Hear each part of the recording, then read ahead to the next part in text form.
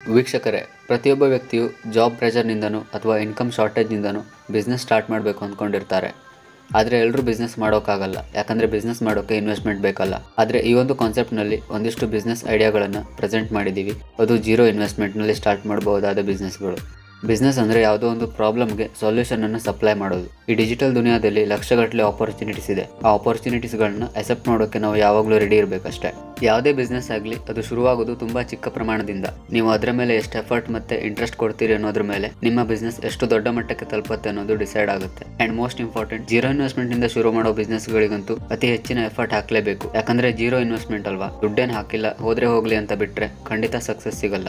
So zero investment ಬಿಸ್ನೆಸ್ಗಳ ಲಿಸ್ಟ್ನಲ್ಲಿ ಮೊದಲಿಗೆ script writing. ನಿಮ್ಗೇನಾದ್ರೂ ಬರೆಯೋ ಹವ್ಯಾಸ ಇದೆ ಅಂತ ಆದರೆ ಈ ಬಿಸ್ನೆಸ್ ಅನ್ನ ಕೈಗೆತ್ಕೊಳ್ಬಹುದು. ಕಾನ್ಸೆಪ್ಟ್, ಸ್ಟೋರಿ, ಪ್ರೆಸೆಂಟೇಷನ್ಗಳನ್ನ ನಿಮ್ಮದೇ ಆದ ವೇನಲ್ಲಿ ಕ್ರಿಯೇಟಿವ್ ಆಗಿ ಬರೀತೀರಿ ಅಂತಿದ್ರೆ ಸ್ಕ್ರಿಪ್ಟ್ ರೈಟಿಂಗ್ ನಿಮಗೆ ಒಳ್ಳೆ ಆಪ್ಷನ್.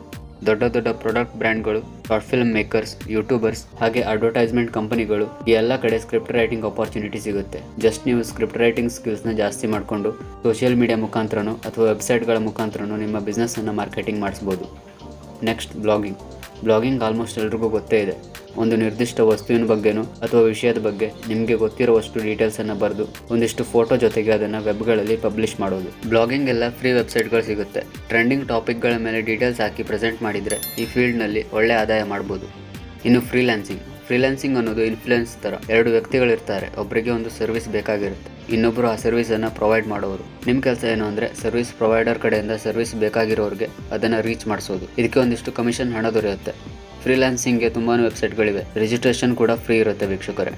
ಮುಂದೆ ಬರೋದು ಪಾಡ್ಕಾಸ್ಟ್ನಲ್ಲಿ ನಿಮ್ಮ ವಾಯ್ಸ್ ಇಂಪಾರ್ಟೆಂಟ್ ಆಗಿರುತ್ತೆ. ಚೆನ್ನಾಗಿ ಮಾತಾಡ್ತೀರಾ, ಸ್ಟೋರಿ ಟೆಲ್ಲಿಂಗ್ ಸ್ಕಿಲ್ಸ್ ಎಲ್ಲ ಇದೆ ಅಂತ ಆದರೆ ಪಾಡ್ಕಾಸ್ಟ್ ಟ್ರೈ ಮಾಡ್ಬೋದು. ಇದನ್ನು ಶುರು ಮಾಡೋಕ್ಕೆ ಮೊದಲಿಗೆ ಒಂದಿಷ್ಟು ಸ್ಯಾಂಪಲ್ ವಿಷಯಗಳಿಗೆ ವಾಯ್ಸ್ ಕೊಟ್ಟು ಅದನ್ನು ಸೋಷಿಯಲ್ ಮೀಡಿಯಾ, ಯೂಟ್ಯೂಬ್ಗಳಲ್ಲಿ ಅಪ್ಲೋಡ್ ಮಾಡಬೇಕು. ಸ್ವಲ್ಪ ವೈರಲ್ ಆದಮೇಲೆ ಮ್ಯೂಸಿಕ್ ಕಂಪನಿಗಳು, ರೇಡಿಯೋ ಕಂಪನಿಗಳು ನಿಮ್ಮನ್ನು ಕಾಂಟ್ಯಾಕ್ಟ್ ಮಾಡಿ ಪಾಡ್ಕಾಸ್ಟ್ ಅಥವಾ ವಾಯ್ಸ್ ಓವರ್ ಆರ್ಟಿಸ್ಟ್ ಅಂತ ತಗೊಳ್ತಾರೆ. ಇನ್ನು ಯೂಟ್ಯೂಬ್ನಲ್ಲೇ ವಿಡಿಯೋ ಅಪ್ಲೋಡ್ ಮಾಡೋದು ಅಂತ ಎಲ್ರಿಗೂ ಗೊತ್ತು. ಒಂದೊಳ್ಳೆ ಕಂಟೆಂಟ್ ಇದ್ದರೆ ಅದನ್ನು ನಿಮ್ಮ ಸ್ಟೈಲ್ನಲ್ಲಿ ಶೂಟ್ ಮಾಡಿ ಅಪ್ಲೋಡ್ ಮಾಡಿದರೆ ಒಳ್ಳೆ ಇನ್ಕಮನ್ನೇ ಮಾಡ್ಬೋದು. ಯೂಟ್ಯೂಬ್ ಬಗ್ಗೆ ಡೀಟೇಲ್ಡ್ ಸೀರೀಸ್ ಕಾನ್ಸೆಪ್ಟ್ಗಳನ್ನ ಸದ್ಯದಲ್ಲೇ ನಿಮ್ಮ ಮುಂದಿಡ್ತೀವಿ. Next, home ಟ್ಯೂಟೋರ್. ಯಾವುದಾದ್ರೂ ಒಂದು ಸಬ್ಜೆಕ್ಟ್ನಲ್ಲಿ ಅಥವಾ ಲ್ಯಾಂಗ್ವೇಜ್ನಲ್ಲಿ ನೀವು ಎಕ್ಸ್ಪರ್ಟ್ ಇದ್ದೀರಿ ಅಂತ ಆದರೆ ಹೋಮ್ ಟ್ಯೂಟೋರ್ ಬಿಸ್ನೆಸ್ ಸ್ಟಾರ್ಟ್ ಮಾಡ್ಬೋದು. 1ರಿಂದ 10ನೇ ತರಗತಿ ಮಕ್ಕಳಿಗೆ ಇಂಗ್ಲೀಷ್, ಮ್ಯಾಥ್ಸ್ ಅಥವಾ ಸೈನ್ಸ್ ಹೇಳ್ಕೊಡೋ ಮುಖಾಂತರ ಇದನ್ನು ಸ್ಟಾರ್ಟ್ ಮಾಡ್ಬೋದು. ಮೊದಲಿಗೆ ಫ್ರೀ ಆಗಿನೇ ಸ್ಟಾರ್ಟ್ ಮಾಡಬೇಕು. ಒಂದ್ಸಲ ನೀವು ಫೇಮಸ್ ಆದಮೇಲೆ ಇಂತಿಷ್ಟು ಫೀಸ್ ಅಂತ ತೊಗೊಳ್ಬೋದು. ಇನ್ನು ಸಿಂಗಿಂಗ್ ಮತ್ತು ಡ್ಯಾನ್ಸಿಂಗ್ ಕ್ಲಾಸಸ್.